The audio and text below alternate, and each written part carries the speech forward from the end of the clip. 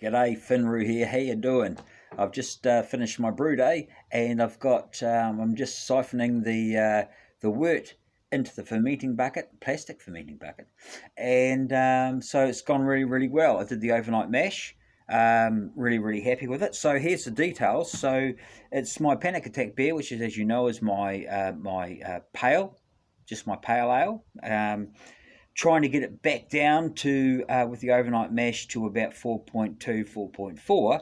So I've got some details here for you somewhere. Just hang on a second. I just forgot about this. Ooh, this is at the right temperature now. This was when I first put it in, of course, it came straight out of the wort and it was hot. So that's yeah, so I'll call that, sorry, excuse me. Well, I'll call that 1048. So that's a lot lower than the one before the last one. That's a lot lower on my OG, so that's really good. So why is that? Well, I mashed out with boiling water after 80 minutes yesterday. And so I mashed out yesterday, and that sort of stopped the conversion, if you like. And I thought that that wasn't going to be hot enough, and I did my last brew. My OG was pretty much the same. However, a trap for beginners was that I didn't sparge enough, and when I came to keg, I realised I was a couple of litres short, and I thought, oh, hang on, I know what's happening there. So that's fine. So I thought, okay, I won't do a video on that. I'll brew it again. I'll make sure I've got my quantities right. And so what have I got? I've got 10. What did I say? 1048. Yes, it's 1048. Just 1048. Maybe 1047. So I'm already bringing it down from mashing out before. So when I mashed out, I brought the temperature up to 72. This morning when I came out, it was 52, so that wasn't too bad. So I started sparging. Did my fall off and started sparging with my water that I dropped the pH down to 5.3. I think it was about 5.3 for the pH for my sparge water, and sparged through, got the right quantity. And that's what I've come up with, so that's really good. And now I'm just running it off into the bucket, and hopefully I will get a higher final gravity FG. I'll get a higher FG, and I did on my last brew. I got a higher FG. So the last brew, although I had my quantities wrong by a couple of litres, when it came down, it still came down to. It came down to 1012 instead of 10.8 from the one before, if you remember. So the mashing out thing is really critical. If you're going to do an overnight mash, make sure that make sure you mash out the day, on the day that you mash. And then the next day, everything's ready to go. I'm kind of sort of keen about the fact that you could mash out, bring it up to 80 degrees. That would really nail it, so that there's going to be no more conversion going on. I haven't been able to do that with my system, so I think that but 72 fine seems, well, it would appear at the moment. I'll get back to you in a couple of weeks when this comes through. So what I've used, this is the beer from last week. It's very clear. This is very clear. I've used gelatine, just a teaspoon of gelatine and some boiling water, and all I did was just a wee cup of boiling water in a sanitized cup, and I just put a teaspoon of gelatin in there and just swirled it around for half a minute, and then I put it into the keg after I put it in, and then I flushed the keg with CO2 and burped it in that, and then put it away, and it came out in a few days. Came out this. I think you can see that. It's very clear beer, beautiful beer. This is good. So this was the one that I brewed with the Monterey hops. Okay, so Monterey hops. So the brew that I've just done now. Oh, hey, cheers! And here's to no more broken glass. Yeah.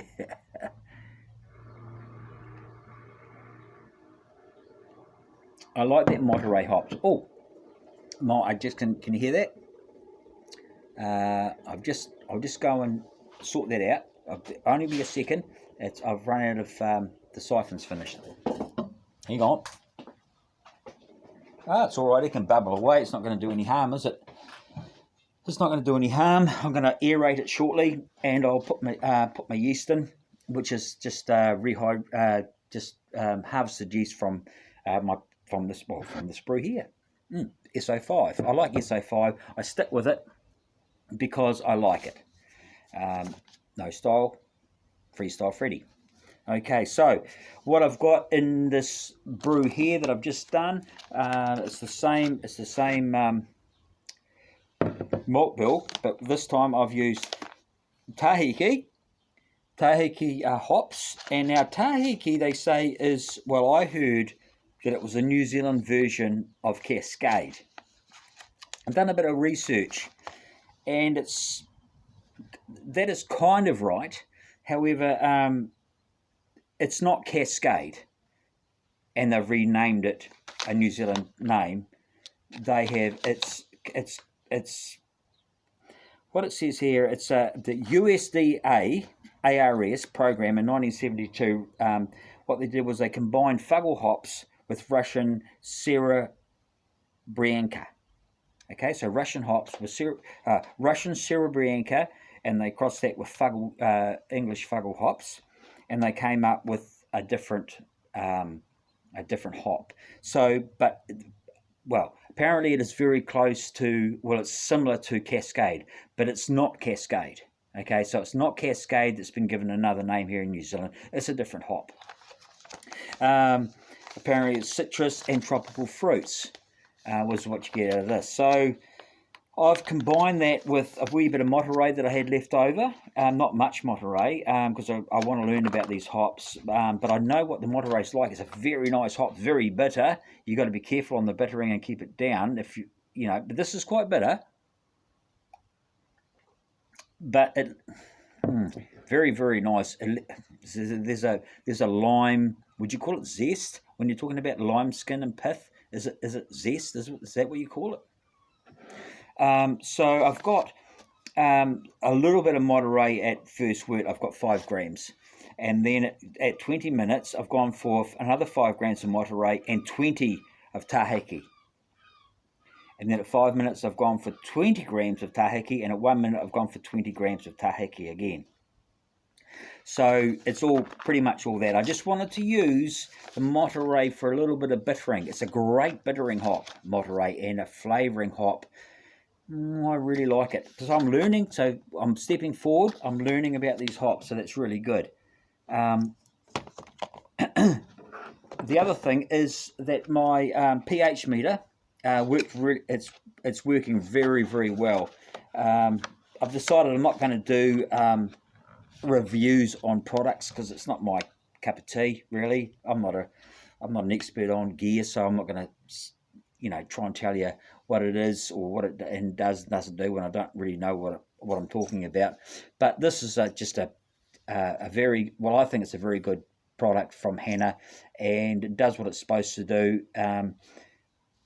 and I'm very, very happy with it. So that's my pH meter, the Hannah one, and so I paid $125 for it. It's working very well. The instructions, if you decide to go it, I will recommend it. But I also recommend that you look after the things and look after them properly because they are extremely sensitive pieces of kit. Okay, so that's good. Put that in there. My wife calls me the mad scientist out in the garage. Okay, so that's cool. So I've got, that's about it for me. This beer's going down very well. I'm very happy with my brewing once again. And